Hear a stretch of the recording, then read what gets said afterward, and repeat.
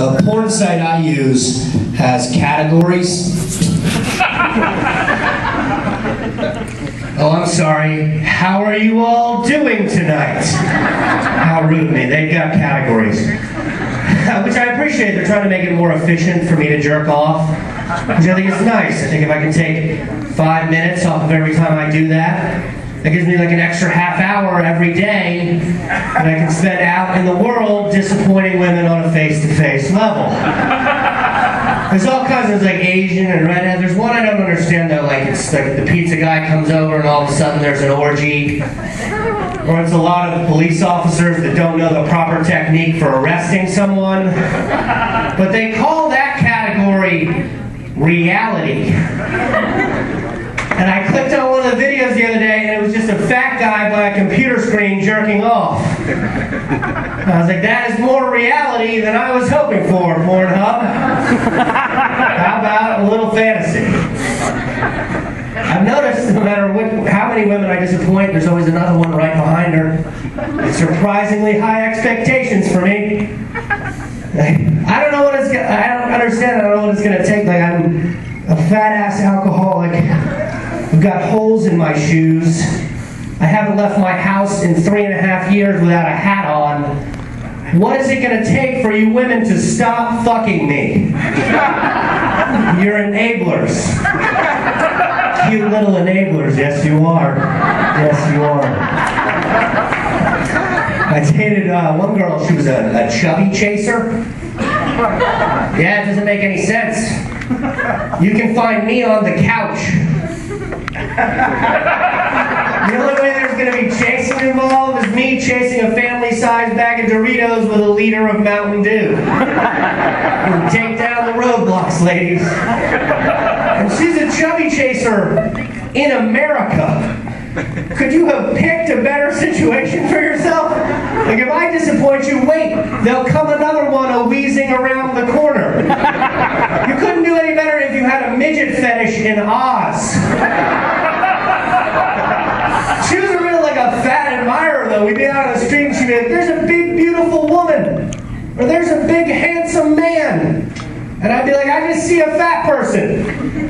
Oh, I'm not saying that fat people can't be beautiful. I'm just saying it's unlikely, what with all the fat. We went to a comedy show, she got mad at me because there was a skinny guy on stage doing fat jokes. She got pissed at me because, as she put it, I wasn't sticking up for other fat people. Which I don't understand, because I wasn't born fat. I'm not of fat heritage. I'm Irish. Fat is not a lifestyle choice either. At no point in my entire life did I think, hey, you know what'd be great is if every time I bent down to tie my shoes, I had an asthma attack. But she got me thinking, have I sold out my fat brothers and sisters? Am I a fat Uncle Tom? Like, gee, I sure do appreciate you skinny folk letting me use your exercise equipment. I say it's mighty nice of you all to still only charge me for one airline ticket. Shall I eat some cake for you, boss man? I sure do love cake, boss man. I've been trying to get back in touch with my roots. Been keeping my eyes on the pies. That's how weak that line is. I have to slam the microphone stand 3 times to get anyone to laugh at it. We shall overeat, right? I think that last part makes my 10th grade history teacher proud. She took a week out of her lesson plan to show us a critically acclaimed movie on the struggles of black people in this country, and 15 years later I turned it into a pun about fat people and desserts. I don't think so. I'm big on first impressions. Like, I watched a lot of you guys come in tonight. I noticed there's no one in here wearing a jersey. Congratulations, you're adults. I'll tell you the worst first impression I ever saw. There was a guy in the front row at a club, and he's not just wearing a football jersey. He's on a first date, by the way. Not just wearing a football jersey. No. This guy's wearing a Ben Roethlisberger jersey.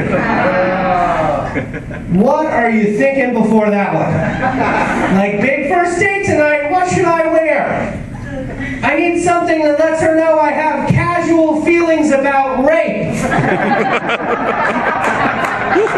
And what is she supposed to think? Like, either this guy is a huge Steelers fan, or there's a roofie in my martini. I feel like even Ben Roethlisberger himself knows it's a bad idea to wear a Ben Roethlisberger jersey on the first dates. Like, I like that it makes me look like I'm ready to party, but it's a little tacky wearing my own jersey. Probably just stick with the lucky Kobe jersey. I make fun of athletes. The truth is, I'm just jealous of them. Like, I don't even know what Gatorade I'm supposed to drink anymore. I have no clue. They have me stumped. Like, it's just, I feel like either any of the like pre-game, during game, after game, any of those. Do you have a formula for quitters? Because I feel like I'm making it way too easy on the sarcastic hipster cashier at my neighborhood gas station. Oh yeah, pre-game, oh yeah. Got a big one coming up? Big competitive eating bout you got coming up on? No, the second formula, right? This is a performance, huh? You know, we're at a gas station, right? And the third one, like, yeah, got to refuel after that big nap this afternoon, huh?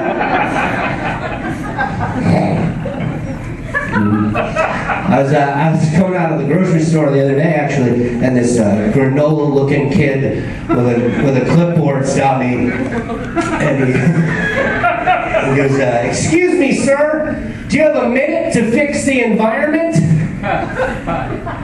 And I was like, wow, did you just oversell what's about to happen between the two of us? Everybody's been screwing it up for 65 million years, and you and I are going to fix it in a minute? It's just sad you see a little 18-year-old liberal kid like that. Like, you know that kid wakes up every morning with a bowl of yes, we can. I think that's Obama's biggest problem, or supporters like that. Like, I came up with an analogy. Obama is to hope as Obama's supporters are to false hope. Like, never in their entire life are you going to see a little Republican kid outside your grocery store in like khakis and a cardigan, like, "Excuse me, sir, do you have a minute to end a woman's right to choose? How about a minute to stand in defiance of two people's love for one another?" No, because Republicans know that's not how you get shit like that done. You get shit like that done by putting your parents' friend on the Supreme Court. You guys have been a blast. Thanks very much. I'm John Conroy.